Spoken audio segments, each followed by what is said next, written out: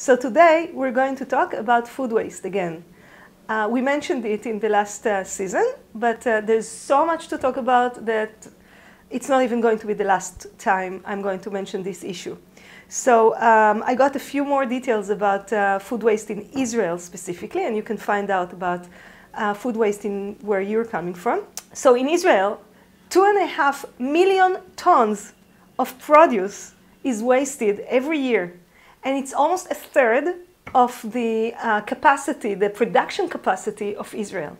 I think that's amazing. Think about it. Third of what we can produce from the land with the water, with all the resources that we have on the land, third of it is being produced and then being thrown away every year.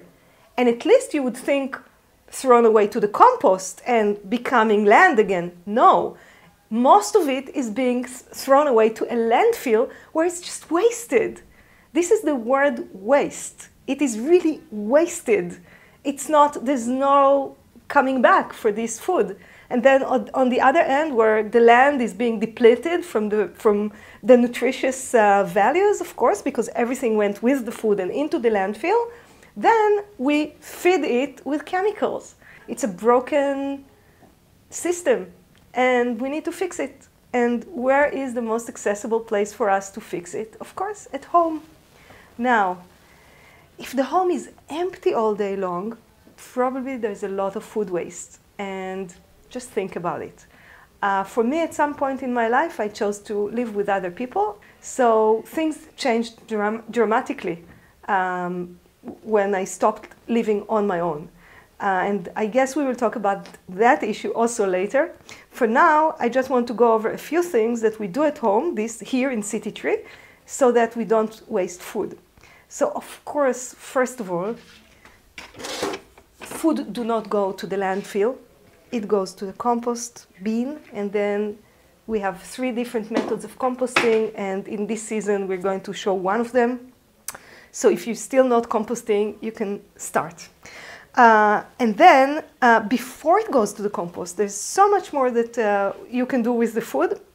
And especially if you think that when you buy a banana, for example, you buy it by weight, right? So a lot of the weight is actually the peels. And this is a lot of money right here in those peels, right? And turns out it's edible. So in a moment, we'll make something with the banana peels. Amazing.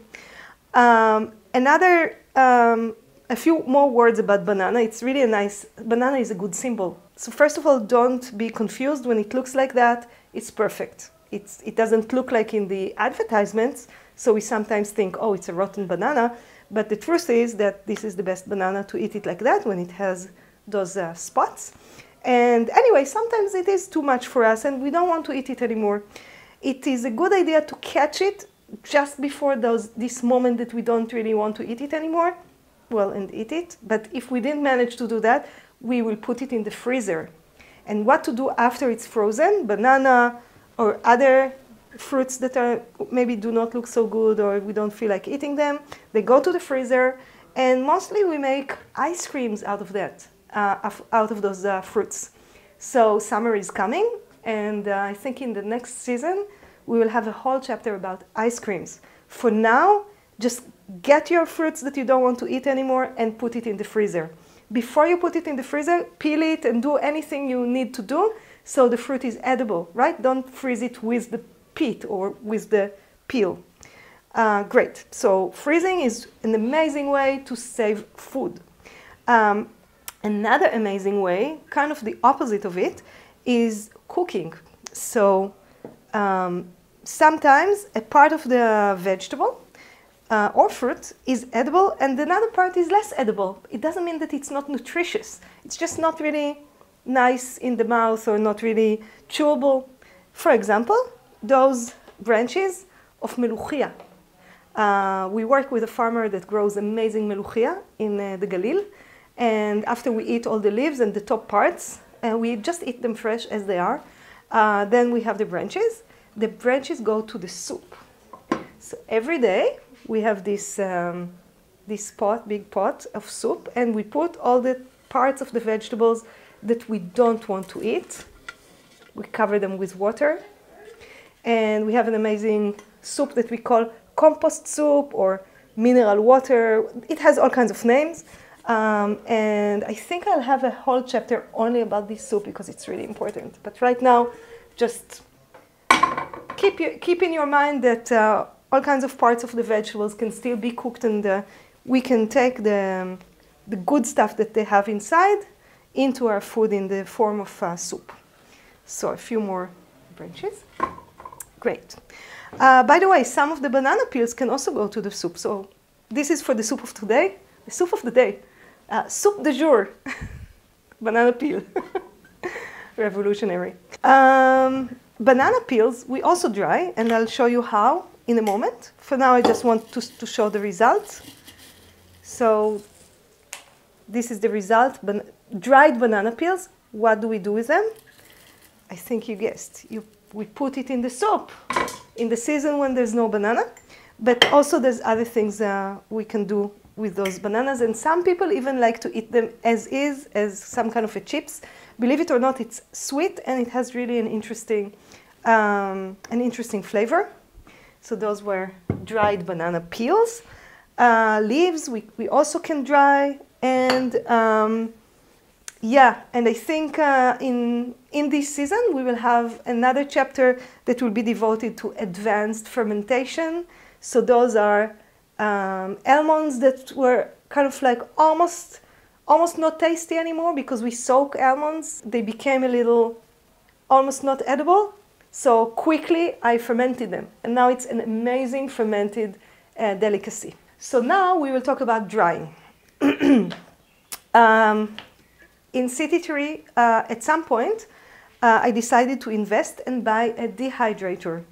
There are all kinds of dehydrators on the market, and I can just recommend that you'll buy the square one. It's a square box, very simple box, doesn't take a lot of electricity compared to an oven. And once we bought it, we really started to save food and create all kinds of raw food specialties that made our life very interesting, and we keep discovering things that we can do in the dehydrator. I know it sounds a little weird because I'm recommending to buy an electrical appliance now, and I will give the alternative in a moment. I just want to mention that in every house we have an oven and we have a refrigerator, and we just we think it's obvious that we have them. And if you compare the oven to the dehydrator, you can see that the oven usually costs more, takes more space in the home, creates food that is less nutritious in general, and yeah, and takes more energy, more electricity. So it's not obvious that we have an oven. I mean, we can rethink what appliances do we have at home and why. We just got them automatically because that's life, right? But then at some point in life, we can reconsider and maybe give up the oven and buy the dehydrator, or live as we do with both appliances at the home. So once we have a dehydrator at home, we start to use the oven much more intentionally. We use it for things that we really want to have and cannot have without it. For example, bread. The dehydrator, on the other hand, can work 24 hours a day, days in a row, and one little box is contain 10 surfaces, like 10 trays. And so a little box is full of food all the time when it works. It's full of different foods that are being dehydrated. I will demonstrate how I dry bananas. Oh, another thing about drying is that it's like simple. It's just too simple. So a banana, I will take this part off, and also the top part, and then I will use scissors to cut it into pieces, and then I will just put it on the tray, spread it out, not really, doesn't need to be too neat, just it can be a little bit overlaying,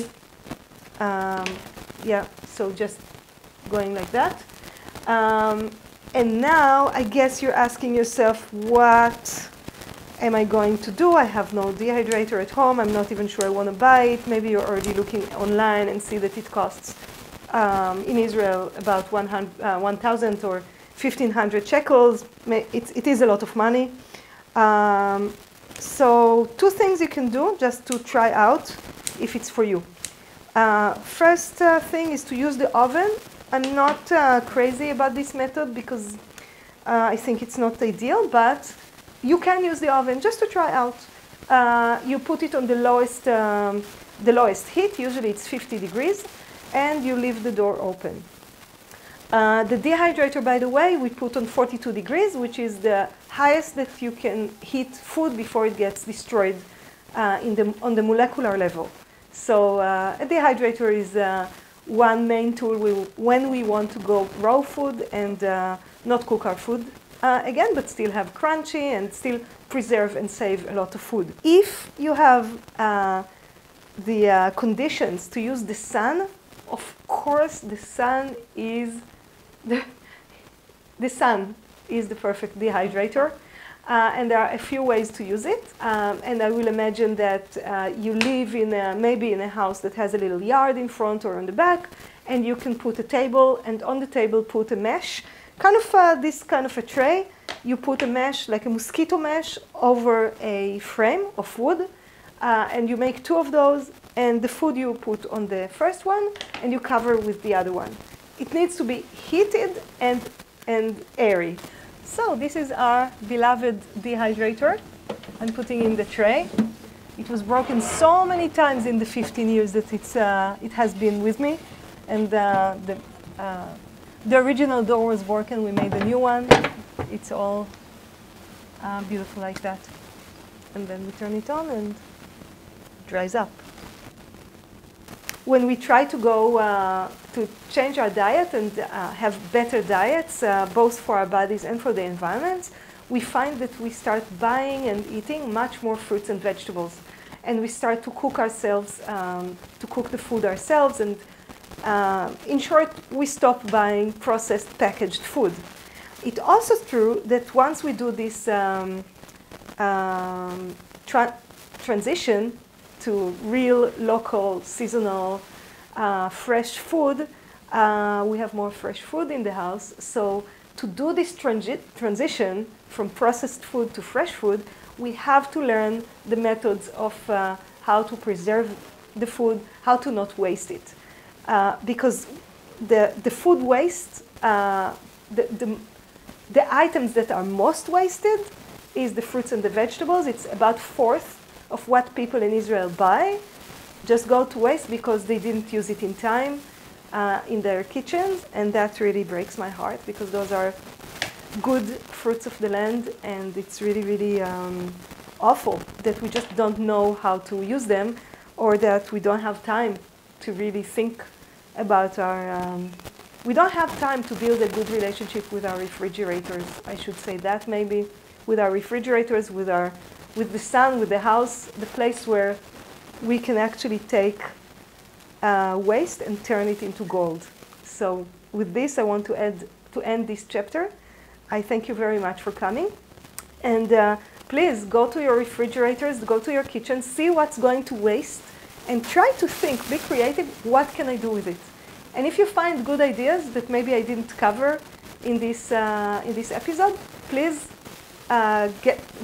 write in the comments in the YouTube, or get in touch with us and tell us your hero stories, the kitchen hero stories. We would love to hear, we would love to share with others.